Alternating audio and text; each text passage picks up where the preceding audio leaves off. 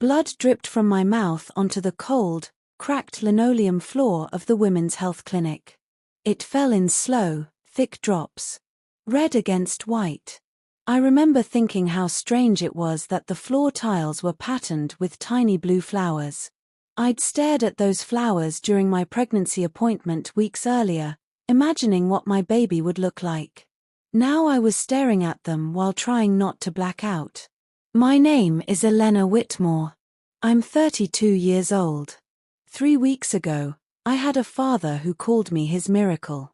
2 weeks ago, I had a baby growing inside me. 3 days ago, I nearly died from blood loss. And today, my stepbrother was standing over me with his fist still clenched. "Sign it," he hissed. His name is Brandon Whitmore. He looked almost bored. As if assaulting a woman who just had emergency surgery was a minor inconvenience in his busy day. Patients were screaming. A nurse was shouting into the phone, calling 911. Someone was crying in the corner. But Brandon leaned closer, his shadow falling across my face. "You either sign these papers," he said quietly, "or you lose everything." The stitches in my abdomen felt like they were ripping open as I tried to push myself up. Pain shot through me so violently I tasted metal again. I had lost my baby at 14 weeks. 14 weeks of hope. 14 weeks of whispered dreams. 14 weeks of planning nursery colors with my father. Now there was nothing left inside me but emptiness and stitches. And Brandon wanted my inheritance. The funeral still smelled like lilies when they came. My father, Charles Whitmore, built Whitmore Development from nothing. He was a self-made man. A man who started with a pickup truck and ended with contracts worth millions. But what made him extraordinary wasn't the money. It was the way he showed up. For me. For his workers. For anyone who needed him. He raised me alone after my mother died when I was 7. He packed my lunches himself. Burned pancakes every Sunday and pretended they were gourmet. He loved loudly. And he trusted too easily. 3 days after we buried him, Brandon and my stepmother Claudia showed up at the house with a moving truck. They didn't knock. Brandon used his key. Claudia walked in like she was touring a property she already owned. "Oh, Elena," she cooed, pressing manicured fingers to her chest. "We're just devastated about the baby." Her eyes weren't on me. They were on the antique clock in the hallway. Brandon dropped a stack of papers onto the kitchen counter. "Dad changed his will," he said. "You're out." I laughed. Actually laughed. My father had spoken about his will dozens of times.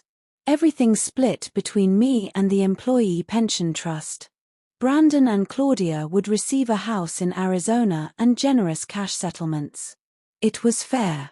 It was balanced. It was my father. "This is fake," I said quietly. Brandon's face changed. I'd seen that expression before when we were teenagers. The color draining. The jaw tightening. The dangerous stillness. "It's real," he said. "He signed it 2 weeks before he died. Guess he got tired of your pregnancy drama." Pregnancy drama. That's what he called 3 years of infertility. That's what he called my first child. That's what he called the life I lost. I told him I wanted a lawyer. He gave me 24 hours. I didn't know how he found out about my follow-up appointment. Later I would learn Claudia had been going through my phone while I slept, memorizing my schedule. But that morning, when I walked into the clinic, weak and still bleeding lightly, Brandon was sitting there, waiting. He stood up the moment he saw me. "Time's up." I told him no. Just one word. No. The slap came so fast I didn't even see it. I hit the floor. The room spun. Someone screamed. He towered over me. "You think you're stronger than me," he said. No. I just knew I was right. They bailed him out within hours. When my best friend Helen drove me back to my father's house that evening, I knew something was wrong the moment I saw the driveway. The locks were changed. And my life was on the lawn. Clothes. Books. Photographs. My childhood. The sprinklers had soaked everything. But what shattered me was the jewelry box. My mother's jewelry box. It was smashed open in the driveway. Her pearls were scattered across the concrete like spilled tears. I dropped to my knees and sobbed in a way I didn't know was possible. Not just for my father. Not just for my baby. But for the realization that I had never truly known how evil people could be. That night, I slept on Helen's couch. At 3 a.m., her dog started barking violently. Glass shattered downstairs. We locked ourselves in her bedroom and called the police. Whoever it was had already fled. But they left a message spray-painted on the garage. Stop digging. I hadn't even started digging yet. The next day, our elderly neighbor, Mr. Lawrence, pulled me aside. Your father borrowed my phone a week before he died, he whispered. Said he didn't trust his own. Said someone was listening. That was when something shifted inside me. My father had seemed paranoid near the end. He'd switched medications 3 times in 6 months. His heart condition had worsened unexpectedly. Doctors said he wasn't responding normally. But what if? What if he wasn't failing naturally? 2 nights later, Helen and I broke into my own house. There was a loose basement window my father never fixed. Behind the water heater was a small safe. My mother's birthday opened it. Inside, a newer, notarized will. A forensic audit. A handwritten letter. I couldn't breathe while reading it. Elena, if you're reading this, then I was right. I believe Brandon is stealing from the company. I also believe Claudia is helping him. I've documented everything. If something happens to me, trust attorney Mark. Mark, listen. Do not confront them alone. My father knew. He knew he was in danger. And he died trying to protect me. I collapsed onto the cold basement floor and cried until my throat burned. But beneath the grief was something else. Something sharper. Something stronger. Rage. The audit showed $500,000 missing. Shell companies. Fake invoices. Ghost employees. And emails. Emails discussing medication. Emails discussing increasing dosage. Emails saying, she's getting suspicious. If she won't sign, we'll handle her. Handle me. The same way they handled him. I pressed my hand to my abdomen. They didn't just take my father. They didn't just try to take my inheritance. The stress. The threats. The attack. They might have taken my child too. And that was when I stopped being afraid. Attorney Mark Ellison listened quietly as I placed the evidence on his desk. When he finished reading, he leaned back and said, "They think you're broken." I nodded. "I can use that," I said. Brandon has always had one fatal flaw. His ego. He needs to feel superior. He needs to feel victorious. So I called him. I cried. I told him he won. I told him I was ready to sign. And tomorrow, in my father's office, he would learn exactly what it costs to underestimate a grieving daughter. I barely slept the night before the meeting. Every time I closed my eyes, I saw my father's face in the hospital bed. Gray. Thinner than I remembered. Eyes sharp, even through the pain. "Don't trust them," he had whispered once, when Claudia stepped out of the room. At the time, I thought it was medication confusion. Now I knew better. Attorney Mark Ellison didn't waste time. "We'll need law enforcement," he said, tapping the printed emails with a steady finger. "This isn't just fraud. If we can prove medication tampering, this is homicide." Homicide. The word didn't feel real. It felt cinematic. Too big for my life. But then I remembered. Brandon's fist connecting with my face. And the blood on the clinic floor. It became real. Detective Isabella Cruz arrived within hours. Late 30s. Sharp eyes. Calm presence. She read the evidence without interrupting. Then she looked at me. Are you strong enough to sit across from him again? I swallowed. No, I said honestly.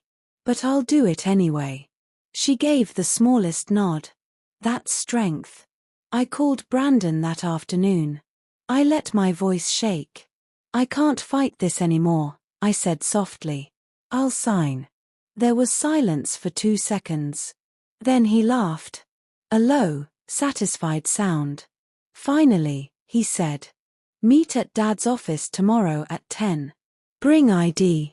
And no lawyer games. I won't, I whispered. He hung up first.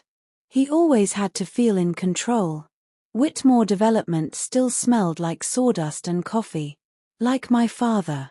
The reception staff stared at me like I was a ghost when I walked in. I hadn't been back since the funeral. Brandon was already in Dad's office. Sitting in Dad's chair.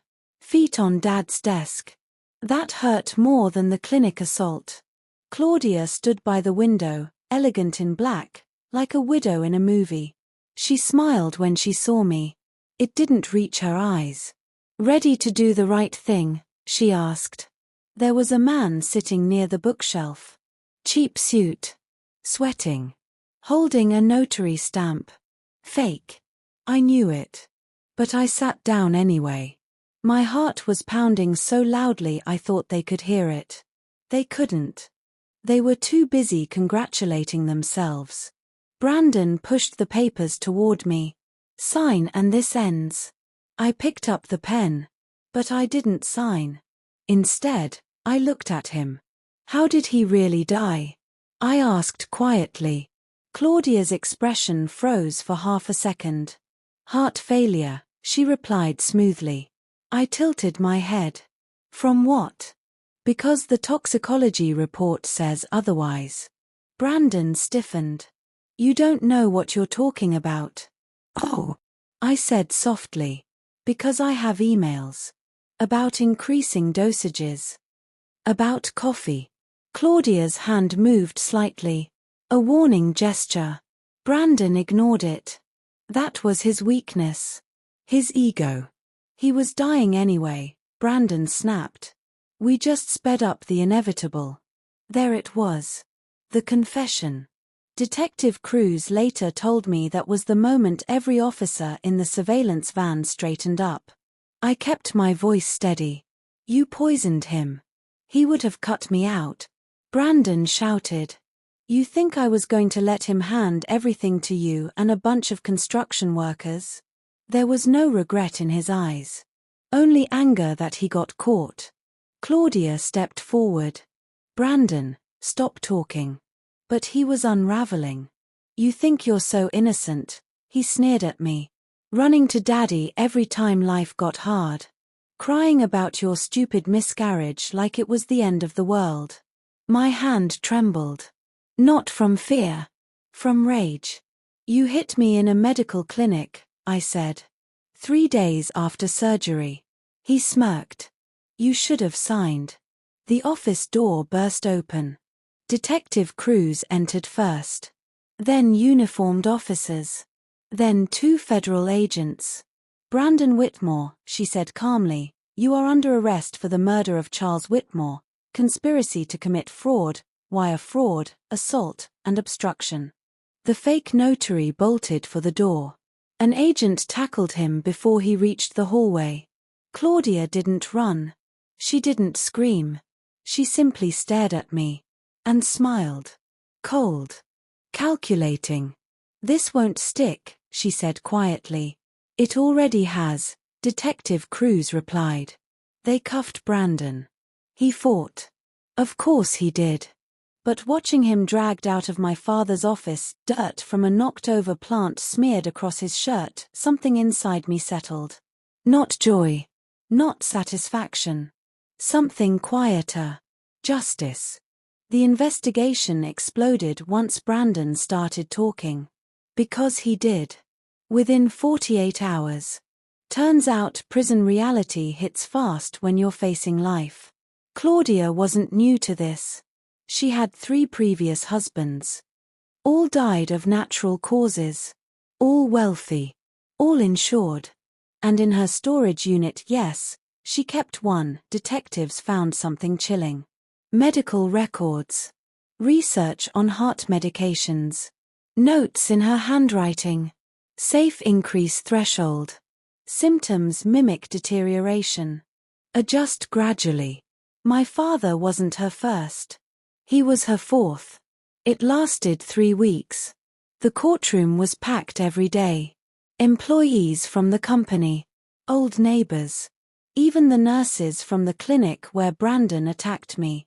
The prosecution presented everything. Financial theft. Forged documents. Medication tampering. Email evidence. The clinic assault footage. When they played the security video of him hitting me, there was an audible gasp in the courtroom. He didn't even look ashamed. Just irritated. Like it was inconvenient. Claudia maintained composure until the medical examiner testified. Mr. Whitmore had triple the prescribed digitalis level in his bloodstream. That concentration does not occur accidentally. Claudia's jaw tightened. That was the first crack. The jury deliberated less than an hour. Guilty. On all counts. Brandon collapsed back into his chair. Claudia didn't blink. Sentencing came weeks later. Life imprisonment for Claudia. 30 years plus federal time for Brandon. The judge looked directly at them when he spoke. You exploited love. You weaponized trust. You preyed on family. There is no harsher betrayal. I thought I would cry when it ended. I didn't.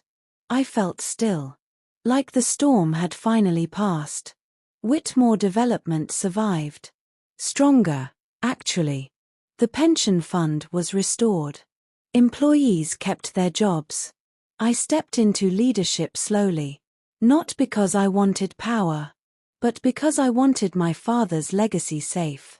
The first project I approved was a children's hospital expansion. It felt right. Healing something instead of destroying it. Grief doesn't disappear when justice is served.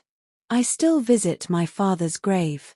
I still wonder who my baby would have been. But I'm not broken anymore. They thought blood on the clinic floor meant weakness. They thought grief meant surrender. They thought fear meant silence. They were wrong. Because sometimes the quietest person in the room is the one building the strongest case. The house was quiet again. Not the heavy, suffocating quiet it had been after my father died. This was different. Peaceful. Alive. Sunlight poured through the kitchen windows, the same kitchen where Brandon once slammed fake papers onto the counter. The same counter where my father used to burn pancakes and pretend he meant to. I stood there barefoot, one hand resting on my stomach. 7 months pregnant. The doctors called it a healthy pregnancy. I called it a miracle. People think justice fixes everything. It doesn't. It just closes one door. The grief still comes. Sometimes in grocery stores when I see lemon cake, Dad's favorite. Sometimes in the hardware aisle when I smell sawdust. Sometimes at night when the house is too quiet. But it's softer now. Less sharp. It doesn't crush my lungs anymore. It sits beside me instead of on top of me. I visit Dad every Sunday. I bring coffee and talk out loud like he's sitting beside me. I did it, I told his headstone once. The company's stable. The pension fund is secure. No one's selling anything. The wind moved through the trees that day. And I swear, just for a second, I smelled his cologne. Whitmore development grew. Not because of ambition, but because of purpose. The employees rallied around me in ways I didn't expect. Tom, the foreman, started calling me boss with this quiet pride in his voice. Margaret from accounting brings me tea every afternoon like I'm still that little girl who used to run around the office with a clipboard pretending to take notes. I didn't want to take over. But I realized something important. They didn't just try to steal money. They tried to erase my father. That was something I would never allow. The Children's Hospital project became our flagship build. Every beam placed felt like an act of defiance. Every brick laid felt like healing. Claudia wrote me twice from prison. I didn't open the first letter. I burned it. The second one came 6 months later. Short. Cold. You think you won. You're naive. Survival is about instinct. You simply learned yours. I stared at that line for a long time. She was right about one thing. I had learned something. Not cruelty. Not manipulation. Instinct. The instinct to protect. To fight. To endure. But unlike her, I would use mine to build. Not destroy. I never responded. Silence is powerful. Brandon wrote 2 long letters. Blaming Claudia. Blaming debt. Blaming stress. Never blaming himself. I returned every envelope unopened. Some people don't deserve closure. They deserve consequence. One night, around 2 a.m., I woke up from a dream. I was back on the clinic floor. Blood on tile. Brandon's shadow over me. I couldn't breathe. My heart was racing. Then I felt it. A kick. Strong. Clear. Alive. My baby. I placed both hands on my stomach and cried. Not from fear. From relief. They had tried to break me in my most vulnerable moment. They thought pain would make me small. But pain reshaped me instead. It burned away doubt. It carved out strength. I didn't expect love after all of it.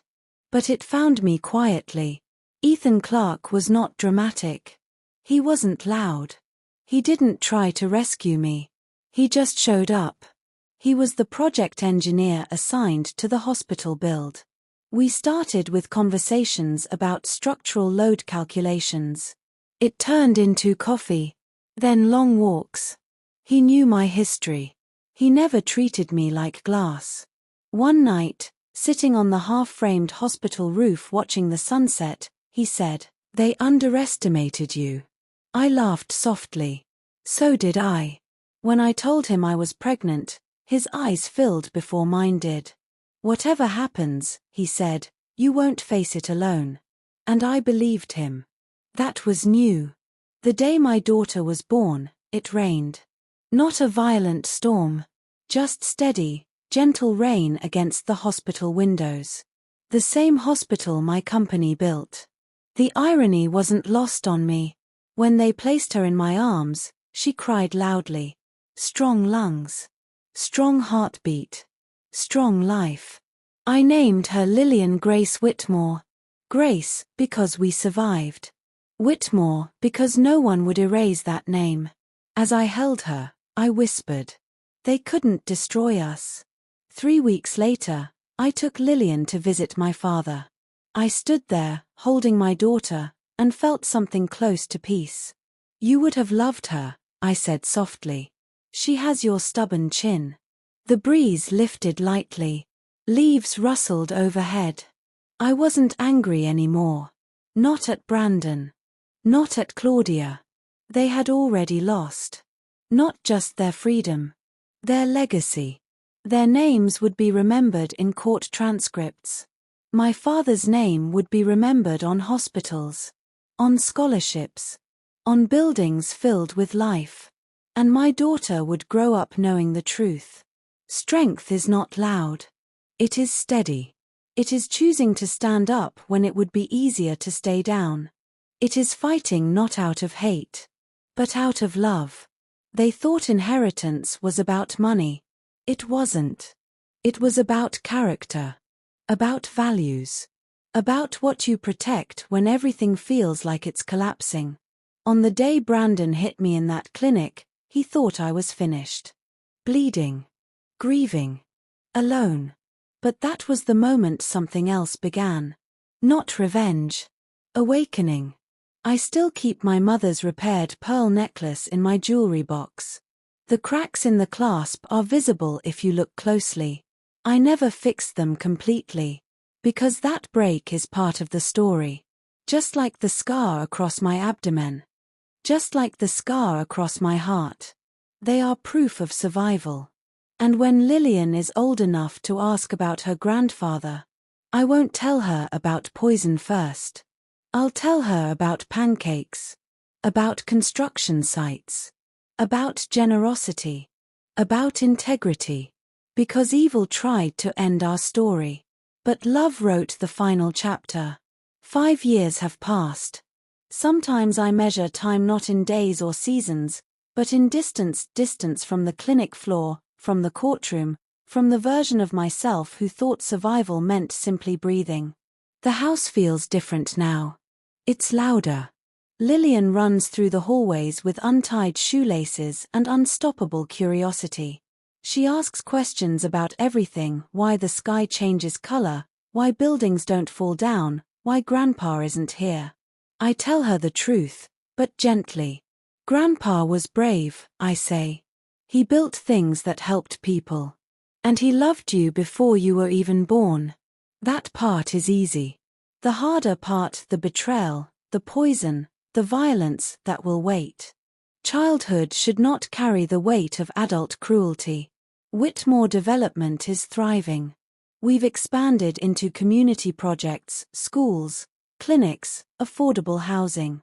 Every contract I sign, I pause for half a second and remember the moment I almost signed everything away. I remember how small I felt. And how wrong that feeling was. Strength, I've learned, doesn't roar. It doesn't throw punches. It doesn't slam papers on tables. Strength is quiet. It is walking into a room where someone once tried to break you and standing tall anyway. It is rebuilding what others tried to destroy. It is choosing not to let bitterness shape your future. I still carry scars.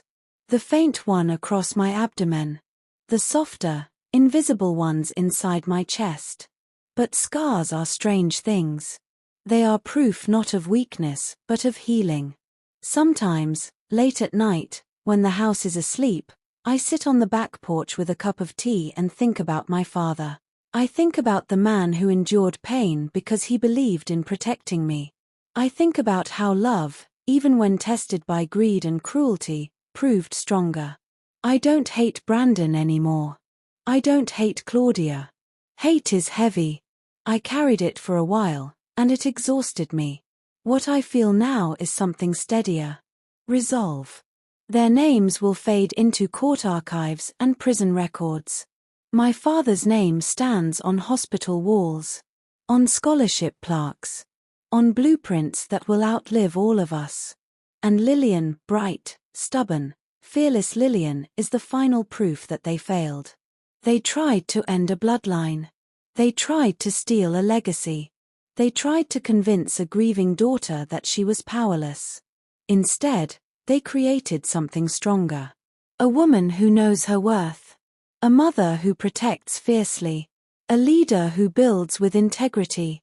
The storm was violent. But the quiet after. The quiet is beautiful. And in that quiet, life continues. Not untouched. Not unscarred. But undefeated.